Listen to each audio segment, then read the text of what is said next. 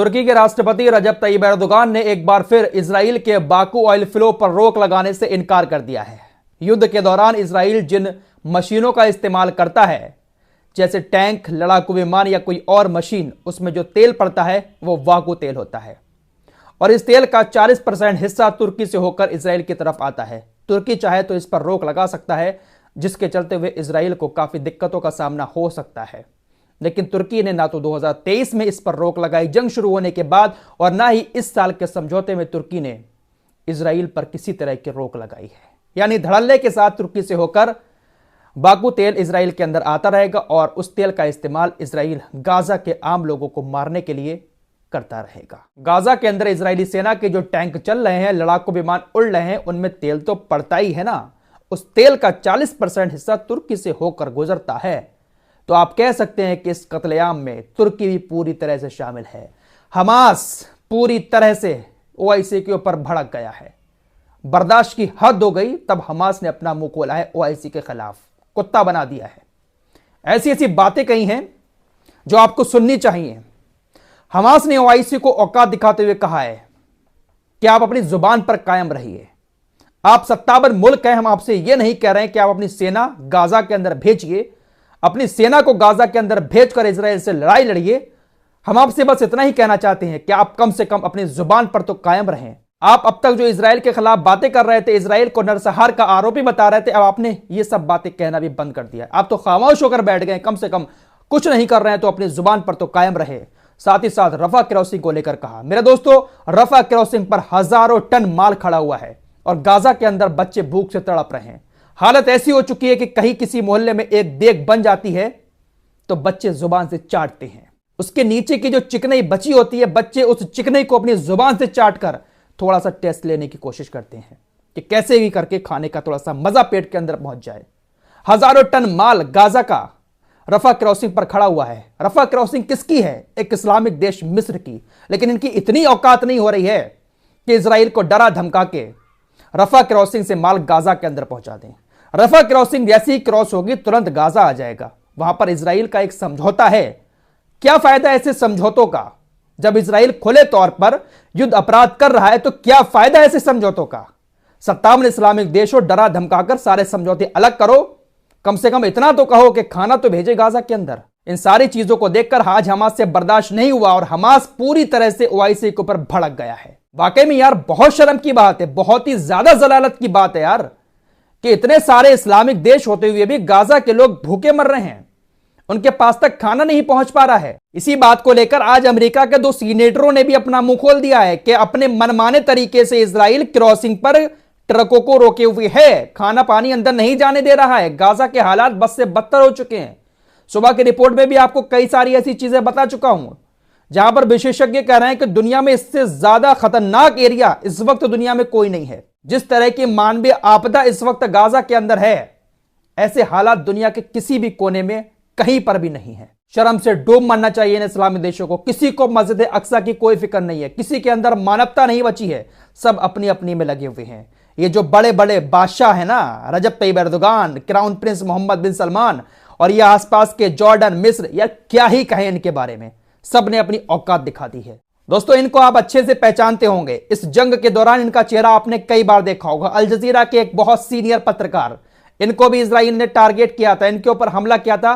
खैर ये बच गए थे, काफी ज्यादा इंजर्ड हुए, लेकिन अल्लाह ने इनकी जान को बख्श दिया। ये भी एक तरह से सोल्जर का काम कर रहे हैं गाजा के अंदर। गाजा के अंदर जो कुछ हो रहा है वो दुनिया को हकीकत इनके जैसे पत्रकार वहां पर बैठकर दिखा रहे हैं। और जो हमारे पास तक खबरें आती हैं, इन्हीं पत्रकारों के जरिए आती हैं। इनके एक बेटे जिन्होंने अभी अभी पत्रकारिता में कदम रखा था, गाजा के अंदर आए और आज इजराइल ने टारगेट करके इनके बेटे की कार पर अटैक किया और मौत हो गई। बेटे का फोटो आपकी स्क्रीन पर है। कैसा नौजवान है, हट्टा कट्टा। अभी हाल ही में पत्रकारिता में कदम रखा था और इजराइल ने आज इनको मार दिया। इसके साथ एक और पत्रकार मारे गए हैं। 109 पत्रकार अब तक गाजा के अंदर मारे जा चुके हैं। लेकिन मजाल किसी की, दुनिया की किसी भी संस्था की, कि इजराइल के खिलाफ कुछ बोल जाए? दोस्तों, इजराइल की सेना ने फिलिस्तीन के ओलंपिक फुटबॉल कोच की भी हत्या कर दी है। इजराइल ने 7 अक्टूबर से अब तक 67 फुटबॉल खिलाड़ियों को, 24 कोचिंग स्टाफ सदस्यों को मार डाला। लेकिन फीफा की तरफ से अभी तक एक भी बयान सामने नहीं आया है। ये वो दलाल संस्थाएं हैं जिनको हम सभी लोगों ने सर पर चढ़ा लिया है।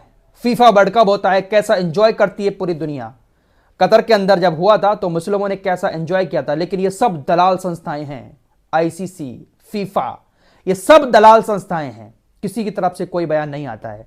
उस्मान ख्वाजा ने काला फीता क्या बांध दिया था, गाजा के लोगों का शोक जताने के लिए आईसीसी ने उनको बैन कर दिया।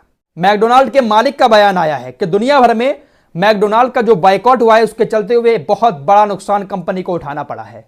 मेरे दोस्तों, इन सारी कंपनियों को इन अरब देशों ने ही सर पर चढ़ाया है। ये अरबी लोग जो है ना, ये ब्रांडेड कपड़े पहनते हैं, ब्रांडेड खाना खाते हैं, इन्होंने बहुत ज्यादा सर पर चढ़ा रखा है और एक मोटा मुनाफा ये लोग अरब देशों से कमाते हैं। अगर ये सब मुस्लिम देश अपनी पर आ जाएं और पूरी तरह से इन सारी कंपनीज वगैरह का बॉयकॉट कर दे तो ये तो औकात में आ जाएंगे। इसने खुद एक्सेप्ट कर लिया इस बात को कि बहुत बड़ा नुकसान हुआ है। मलेशिया के अंदर तो इसने कई सारे मुस्लिम संगठनों पर मुकदमा कर दिया था। स्टारबक्स कॉफी को कितना बड़ा नुकसान हुआ है आप सभी लोग अच्छे से जानते हैं। तो ये सब चोचले हैं। इन अंग्रेजों ने ऐसा गुमराह कर दिया है भाई साहब, हजार 1500 रुपए की कॉफी। एक और बड़ी खबर आपको बताना चाहता हूं, यमन के हौतीज ने लाल सागर के अंदर बैठकर फिलिस्तीन के लिए जो काम किया है, किसी इस्लामिक देश की औकात नहीं है इतना काम फिलिस्तीन के लिए कर सके। अरे किसी को मोहब्बत ही नहीं है मस्जिद अक्सा से मेरे भाई, हकीकत तो ये है। फिलहाल एक कॉस्को शिपिंग कंपनी है, काफी बड़ी कंपनी है। ये कितनी बड़ी कंपनी है इसका अंदाजा आप इससे लगा सकते हैं कि दुनिया भर में जितना भी शिपमेंट होता है उसका 5.2% हिस्सा इसी शिपिंग कंपनी के अंडर में है। इसने अपने इजराइल के सारे शिपमेंट बंद कर दिए हैं। एक भी जहाज इस कंपनी का, कॉस्को कंपनी का, इजराइल की तरफ नहीं जाएगा। 3-4 शिपिंग कंपनियां पहले ही अपना शिपमेंट इजराइल के लिए बंद कर चुकी हैं। तो इजराइल को इससे बहुत बड़ा नुकसान उठाना पड़ रहा है, क्योंकि अब जो जहाज इजराइल के बंदरगाह पहुंच रहे हैं वो काफी लंबे रूट से पहुंच रहे हैं। तो इजराइल को काफी नुकसान हो रहा है और कह सकते हैं कि इसका क्रेडिट सिर्फ और सिर्फ हूतीज को देना पड़ेगा। तो सबसे बड़ा काम, सबसे बड़ी चोट अगर किसी ने दी है तो हूतीज ने दी है। अमेरिकी अखबार वॉशिंगटन पोस्ट के मुताबिक अमेरिका के व्हाइट हाउस ने इजराइल को चेतावनी दे दी है कि वो हिजबुल्लाह से कभी नहीं जीत सकता। हिजबुल्लाह को जंग से रोकने के लिए अमेरिका की तरफ से कई सारी कोशिशें की जा रही हैं और इसीलिए विदेश मंत्री एंटनी ब्लिंकन को अमेरिका ने मिडिल ईस्ट में भेजा है। अमेरिकी विदेश मंत्री मिडिल ईस्ट में जो आया है वो इसीलिए आया है कि हिजबुल्लाह जंग रोक दे, हिजबुल्लाह जंग ना करे इजराइल के खिलाफ। इनको अच्छे से पता है कि हिजबुल्लाह के खिलाफ इजराइल कभी नहीं जीत सकता। तो अब अमेरिका, इजराइल और यूरोपीय देश मिलकर सीज फायर करवाने के जुगाड़ में लगे हुए हैं हिजबुल्लाह से। सुबह आपको खबर दी थी, यूरोपीय यूनियन के जो वरिष्ठ नेता है उसने भी हिजबुल्लाह डेलीगेशन से मुलाकात की थी, सीज फायर के लिए कहा था। फिलहाल इन चमचे इस्लामिक देशों से और वाइसिस संगठन से कोई उम्मीद रखना बिल्कुल बेवकूफ़ी है। ये लोग पूरे के पूरे गुलाम बने बैठे, इनकी औकात बिल्कुल भी नहीं है, इतनी सी भी औकात नहीं है कि ये लोग इनके खिलाफ कोई एक्शन ले सके। अरे इतनी औकात नहीं है कि अपने देश की क्रॉसिंग से अपने पड़ोसी देश में माल पहुंचा सकें। यहूदियों के गुलाम बने बैठे हैं, समझौता हुआ है, इजराइल रोक लगाए हुए है भाई रफा क्रॉसिंग पर। हद है यार, शर्म की बात है मेरे भाइयों। इन इस्लामिक देशों के राष्ट्रपति के नेताओं की इतनी औकात नहीं है कि क्रॉसिंग खोलकर गाजा के अंदर ट्रक भेज सकें। लानत, लानत।